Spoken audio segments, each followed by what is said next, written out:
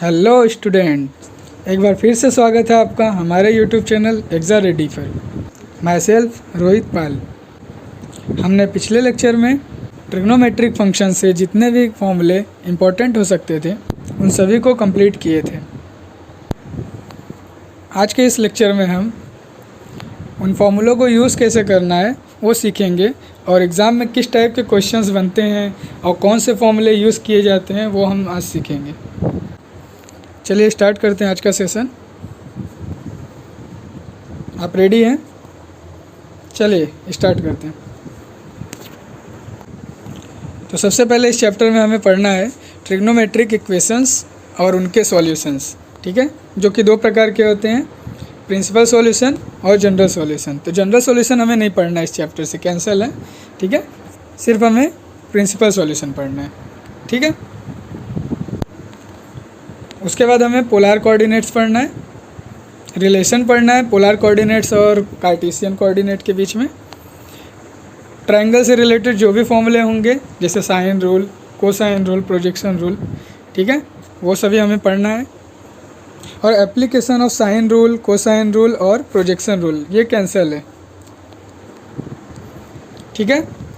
उसके बाद हमें पढ़ना है इन्वर्स ट्रिग्नोमेट्रिक फंक्शन, जिसमें आपको प्रॉपर्टीज़ जो है उनके प्रूफ नहीं पढ़ना है, ठीक है, सिर्फ आपको प्रॉपर्टीज़ याद रखनी है।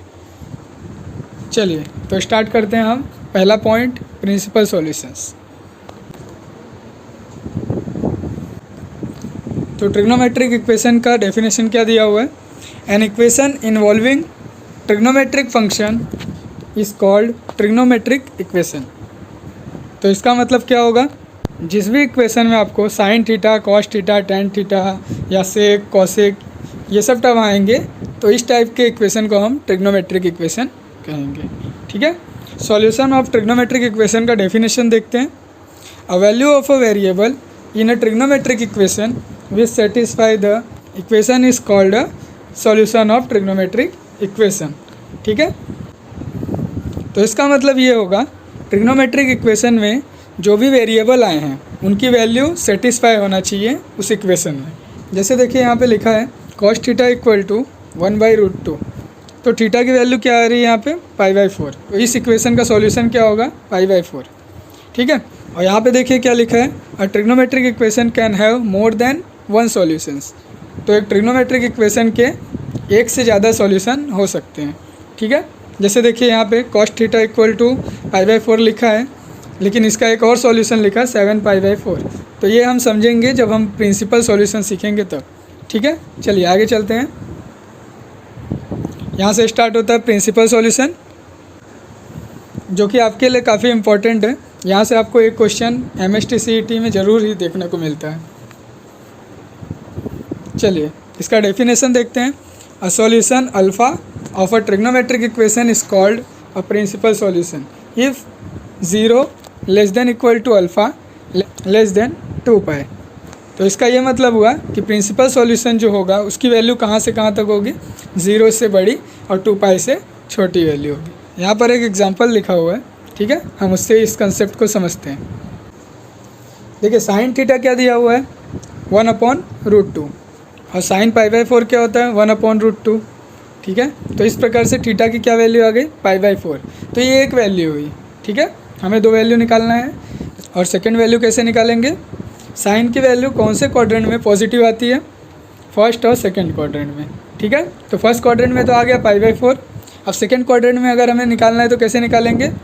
साइन π/4 को देखिए कैसे लिखा है, साइन π - π/4, और इसको सॉल्व करके क्या आ रहा है? साइन 3π/4। और 3π/4 0 to 2π के बीच में ही लाई करता है, ठीक है। तो 3π/4 is also a principal solution. तो हमें दो सॉल्यूशन मिल गए, तो इसके दो आंसर होंगे π/4 एंड 3π/4। चलिए आगे चलते हैं। ये एक और एग्जांपल है और आप मान सकते हैं ये सेकंड टाइप है। तो इस क्वेश्चन में हमें देखना क्या अलग है। तो देखिए यहाँ पे कॉट थीटा की वैल्यू नेगेटिव में है। तो चलिए देखते हैं इस टाइप के क्वेश्चन को कैसे सॉल्व करते हैं। कॉट थीटा दिया हुआ है -√3, ठीक है। तो सबसे पहले उसे चेंज कर लीजिए टेन थीटा में, तो क्या हो जाएगा? वो -√3 का रेसिप्रोकल हो जाएगा -1/√3। प्रिंसिपल सॉल्यूशन में हमें साइन थीटा, कॉस थीटा या टेन थीटा के फॉर्म में चेंज करके क्वेश्चन को सॉल्व करना चाहिए। जैसे कोसेक थीटा लिखा हुआ है तो उसका रेसिप्रोकल करके हम साइन थीटा में चेंज कर सकते हैं। सेक थीटा लिखा हुआ है तो उसका रेसिप्रोकल करके हम कॉस थीटा में चेंज कर सकते हैं। और जैसे यहाँ पे देखिए कॉट थीटा लिखा हुआ है तो उसका रेसिप्रोकल करके हम टेन थीटा में चेंज करेंगे। ठीक है, आगे देखिए 10π/6 क्या होता है 1/√3। तो टेन थीटा के इक्वल में क्या आ गया -10π/6। इसलिए हमें चेक करना है 10 की वैल्यू कौन से क्वाड्रेंट में नेगेटिव होगी। तो देखिए यहाँ पे सेकेंड क्वाड्रेंट और फोर्थ क्वाड्रेंट में 10 की वैल्यू नेगेटिव होती है। तो यहाँ से हमारा काम आसान हो जाएगा, बस हमें थीटा के प्लेस पे π/6 पुट करना है यहाँ पे। ठीक है, तो 10π - π/6 करेंगे आप तो आपको क्या मिलेगा 5π/6, और 10 2π - π/6 करेंगे तो आपको आंसर मिलेगा 11π/6। चलिए 2 सॉल्यूशन मिल गए हमको इस क्वेश्चन के लिए भी। आगे देखते हैं पोलर कोऑर्डिनेट सिस्टम, ये हमने पिछले लेक्चर में डिस्कस किया था। देखिए यहाँ पे अगर कार्टेशियन कोऑर्डिनेट गिवन है हमारे पास, इसका मतलब ये है कि x और y की वैल्यू गिवन है हमारे पास, और हमें फाइंड क्या करना रहेगा पोलर कोऑर्डिनेट मतलब r और थीटा। ठीक है, तो r की वैल्यू क्या होती है √x² + y², और tan थीटा कैसे निकालेंगे y/x। चलिए इसको भी समझते हैं एग्जांपल से। यहाँ पे देखिए पोलर कोऑर्डिनेट दिया हुआ है 2, π/4। इसका मतलब ये होगा कि हमारे पास क्या गिवन है r की वैल्यू 2 है और थीटा की वैल्यू π/4। तो हमें यहाँ पे कार्टेशियन कोऑर्डिनेट फाइंड करना है, इसका मतलब x और y की वैल्यू चाहिए। तो हम ये दोनों फॉर्मूले यूज़ करेंगे, x = r cos theta, y = r sin theta. तो यहाँ पे थीटा के प्लेस पे देखिए π/4 पुट करते हैं। cos π/4 होता है 1/√2, तो √2 से 2 कैंसिल होगा तो सिर्फ हमारे पास √2 बचेगा। ठीक है, ऐसे ही y को सॉल्व करते हैं। sin π/4 1/√2 होगा, √2 से 2 कैंसिल होगा तो हमें क्या मिलेगा आंसर √2। तो x और y की वैल्यू हमें क्या मिली है √2 और √2। चलिए आगे चलते हैं। यहाँ से स्टार्ट होता है साइन रूल। क्वेश्चन को सॉल्व करते समय हमें फर्स्ट पॉइंट और थर्ड पॉइंट ज़्यादा इम्पोर्टेंट है। ठीक है, चलिए आगे इसको हम एग्जांपल के थ्रू समझेंगे। तो साइन रूल से रिलेटेड ये फर्स्ट एग्जांपल है। यहाँ देखिए a = 2 लिखा हुआ है, b = 3 लिखा है, और साइन a 2/3 गिवन है। ठीक है, तो यहाँ पे कौन सा फॉर्मूला यूज़ होगा साइन रूल का फॉर्मूला। तो अगर हम थर्ड फॉर्मूला देखें यहाँ पे, तो थर्ड फॉर्मूले में हमें बस a और b को यूज़ करना है। ठीक है, तो ये फॉर्मूला हम यहाँ पे यूज़ करते हैं a/sin a, b/sin b। सबके वैल्यू पुट करते हैं, a के प्लेस पे 2 और b के प्लेस पे 3। ठीक है, और साइन a के प्लेस पे 2/3, क्रॉस मल्टीप्लाई होगा 2 sin b हो जाएगा, और यहाँ से = 2 हो जाएगा। 2 से 2 कैंसिल होकर साइन b की वैल्यू क्या आ जाएगी 1। ठीक है, और साइन 90 क्या होता है 1 होता है, इसलिए b की वैल्यू क्या आ जाएगी 90 डिग्री या π/2, और हमें वही फाइंड करना था। चलिए आगे चलते हैं। कोसाइन रूल और प्रोजेक्शन रूल, ये हमने पिछले लेक्चर में डिस्कस किया था कि इसे कैसे याद रखना है। ठीक है, तो अगर आपने अभी तक वो वीडियो नहीं देखा है तो आप जाके वो देख सकते हैं। उसके बाद अगर आप ये सब क्वेश्चन सॉल्व करेंगे तो आपको आसानी से समझ में आएगा। चलिए आगे देखते हैं। कोसाइन रूल से रिलेटेड पहला क्वेश्चन देखते हैं।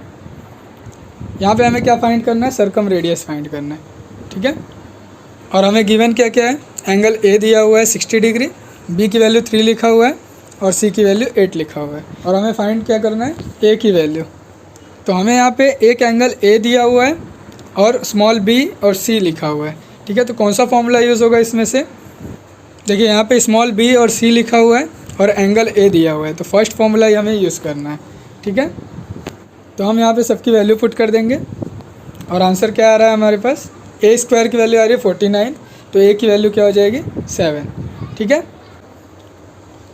इसके बाद हमें क्या फाइंड करना है सर्कम रेडियस फाइंड करना है। वो कैसे करेंगे मैंने आपको बताया था साइन रूल में जो फर्स्ट वाला फॉर्मूला था वो हमें यूज़ आता है। तो यहाँ पे देखिए फर्स्ट वाला फॉर्मूला यहाँ दिया हुआ है, उसे ही यूज़ करना है हमें। यहाँ देखिए a/sin a लिखा हुआ है = 2r, तो ए की वैल्यू अब हमारे पास है 7, तो वो पुट कर लेंगे। और एंगल ए दिया हुआ है 60 डिग्री, तो साइन 60 हो जाएगा यहाँ पे, और 2r। ठीक है, तो 7 अपॉन साइन 60 की वैल्यू क्या होती है, √3/2, और यहाँ पे 2r पहले से दिया हुआ है, तो यहाँ से ये 2 और ये 2 कैंसिल हो जाएगा। तो r की वैल्यू हमारे पास क्या आ जाएगी, 7/√3। √3 को रेशनलाइज करने पे हमें 7√3/3 आंसर मिल जाएगा। ठीक है, चलिए आगे एग्जांपल देखते हैं। ये प्रोजेक्शन रूल से रिलेटेड एग्जांपल है, और यहाँ पे हमें प्रूफ करना है। ठीक है, तो सीईटी में आपको इस टाइप के क्वेश्चन नहीं आते हैं, लेकिन इससे आपको एक आइडिया मिल जाएगा कि प्रोजेक्शन रूल हम कैसे यूज़ करते हैं। ठीक है, चलिए LHS लेके सॉल्व करते हैं। सबसे पहले ब्रैकेट में मल्टीप्लाई कर देंगे a से, तो a cos c minus a cos b आ जाएगा। अब इसके आगे हम कैसे सॉल्व करेंगे, यहाँ देखिए प्रोजेक्शन रूल लिखा हुआ है फर्स्ट लाइन में ही, तो यहाँ से हम a cos c और a cos b की वैल्यू निकाल लेंगे, और उसकी वैल्यूज़ को यहाँ पे पुट करना है। ठीक है, तो b minus C cos a हो गया, और सेकेंड ब्रैकेट में c minus b cos a। तो ब्रैकेट ओपन करने पे क्या मिलेगा हमें, b minus C cos a minus c plus b cos a। और अगर यहाँ से हम cos a कॉमन ले लें तो b माइनस सी मिलेगा हमें, और ऑलरेडी यहाँ पे b माइनस सी है। अब यहाँ पे दोनों जगह से हम b माइनस सी को कॉमन ले लेते हैं, तो फर्स्ट टर्म क्या होगा 1, और सेकेंड टर्म क्या होगा cos a। तो क्या होता है 1 प्लस cos a की वैल्यू 2 cos स्क्वायर a/2। ठीक है, और हमें यहाँ पे यही प्रूफ करना था। चलिए आगे चलते हैं। इन्वर्स ट्रिग्नोमेट्रिक फंक्शन, ये सभी फॉर्मूले हमने लास्ट लेक्चर में डिस्कस किया था, तो आप वो वीडियो फिर से एक बार देख सकते हैं। ठीक है, इससे रिलेटेड क्वेश्चन देखते हैं आगे। ये पेज आपके लिए काफ़ी इंपॉर्टेंट है, जहाँ पे आपको डोमेन और रेंज लिखा हुआ है। आपको यहाँ से सब कुछ नहीं याद करना है, सिर्फ sign inverse of x, cos inverse of x और टेन इन्वर्स ऑफ एक्स के डोमेन और रेंज को आपको याद रखना है। चलिए आगे देखते हैं। ये 2 फॉर्मूले और हैं जो आपको याद रखना है, इनसे रिलेटेड क्वेश्चन करते हैं आगे। चलिए इन्वर्स के क्वेश्चन यहाँ से स्टार्ट होते हैं। फर्स्ट क्वेश्चन देखते हैं, साइन इन्वर्स ऑफ -1/2 लिखा हुआ है। ठीक है, तो यहाँ से साइन की वैल्यू क्या आ जाएगी, -1/2, और -1/2 लाई करता है -1 से 1 के बीच में, उसका डोमेन है। और रेंज देखते हैं, -π/6 लाइज बिटवीन -π/2 एंड π/2। तो यहाँ से आप देख सकते हैं डोमेन और रेंज। ठीक है, तो यहाँ पे प्रिंसिपल वैल्यू क्या होगा, -π/6। चलिए आगे देखते हैं। सेकंड क्वेश्चन क्या लिखा हुआ है, कॉस इन्वर्स ऑफ √3/2। तो कॉस π/6 क्या होता है, √3/2 होता है। तो प्रिंसिपल वैल्यू क्या मिलेगी हमें, π/6, जो कि लाई करता है 0 और π के बीच में।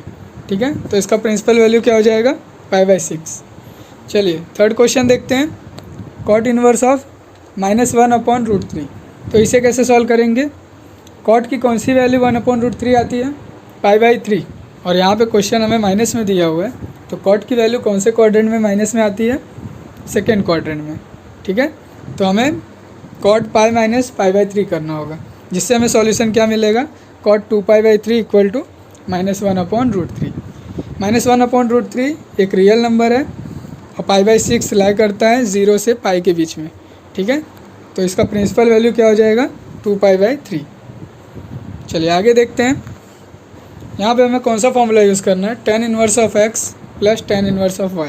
अगर x और y मल्टीप्लाई करने पे हमें 1 से ग्रेटर वैल्यू मिलता है, तो हमें ये फॉर्मूला यूज़ करना है, pi plus tan inverse of x plus y upon 1 minus x into Y. ठीक है, तो tan inverse of 1 plus tan inverse of 2 लेके देखते हैं यहाँ पे, pi plus tan inverse of 1 plus 2 1 minus 1 into 2। ठीक है, तो यहाँ से हमें क्या मिला, pi plus tan inverse of 3 upon 1 minus 2। तो यहाँ से क्या मिलेगा, पाई plus tan inverse of -3, minus बाहर आ जाएगा तो pi minus tan inverse of 3 हो जाएगा। अब यहाँ से tan इन्वर्स ऑफ 3 को लेफ्ट हैंड साइड लेके जाएंगे, तो tan inverse of 1 plus tan inverse of 2 plus tan inverse of 3 equal to pi हो जाएगा। यही हमें प्रूफ करना था। ठीक है, चलिए आगे देखते हैं। तो इस टाइप के क्वेश्चन हम कैसे सॉल्व करेंगे, इसके लिए हमें दो बातें पता होनी चाहिए। जो हमने 9th और 10th में सीखा था पाइथागोरस के ट्रिपलेट, वो आना चाहिए हमें। और सेकेंडली हमें ये फॉर्मूला आना चाहिए cos a plus B, cos a minus B और sin a plus B, sin a minus B. ये सभी फॉर्मूला मैंने लास्ट लेक्चर में बताया था, आप वहाँ जाके देख सकते हैं। तो फर्स्ट टर्म हम लेते हैं यहाँ पे cos इनवर्स ऑफ 4/5 को हम थीटा लेते हैं। तो cos थीटा की वैल्यू क्या हो जाएगी 4/5, और cos क्या होता है एडजेसेंट अपॉन हाइपोटेनस। तो पाइथागोरस से परपेंडिकुलर की वैल्यू क्या आ जाएगी 3, तो sin थीटा क्या हो जाएगा 3/5। तो ऐसे ही हमें cos इनवर्स ऑफ 12/13 को 5 लेके सॉल्व करना है। तो cos 5 क्या हो जाएगा 12/13, और यहाँ पे अगर हम परपेंडिकुलर की वैल्यू निकालेंगे तो 5 आ जाएगा पाइथागोरस के थ्योरम से। तो sin 5 का वैल्यू क्या हो जाएगा 5/13। तो आगे हमें cos a plus B formula use करना है, जहाँ पर a के प्लेस पे थीटा लिखा हुआ है और b के प्लेस पे 5 लिखा हुआ है, और वैल्यू पुट करना है यहाँ पे। और इसको सॉल्व करने पे हमें cos थीटा प्लस 5 का क्या वैल्यू मिलेगा 33/65। cos को राइट हैंड साइड लेके जाएंगे तो क्या हो जाएगा थीटा प्लस 5 की वैल्यू आ जाएगी cos इनवर्स ऑफ 33/65। तो थीटा की वैल्यू थी यहाँ पे cos इनवर्स ऑफ 4/5 और 5 की वैल्यू क्या थी cos इनवर्स ऑफ 12/13। तो ये भी प्रूफ हो गया। चलिए आगे चलते हैं। तो ये जितने भी कंसेप्ट हमने आज सीखा है, इससे बाहर एक भी क्वेश्चन आपको एग्ज़ाम में देखने को नहीं मिलेगा। और अगर आप इस वीडियो को 1 से 2 बार देखेंगे तो आपको इस चैप्टर से जितने भी कंसेप्ट हो सकते हैं सब क्लियर हो जाएंगे। नेक्स्ट लेक्चर में हम प्रीवियस ईयर के सारे इंपॉर्टेंट क्वेश्चन सॉल्व करेंगे, जिससे आपको आइडिया मिल सके कि किस टाइप के क्वेश्चन एग्ज़ाम में आते हैं। और उन सभी क्वेश्चन के कंप्लीट सॉल्यूशन मैं आपको प्रोवाइड कराऊंगा उसी लेक्चर में। मिलते हैं नेक्स्ट लेक्चर में। हमारे चैनल एग्ज़ाम रेडी को लाइक कीजिए, सब्सक्राइब कीजिए और ज़्यादा से ज़्यादा लोगों तक शेयर कीजिए। Thank you.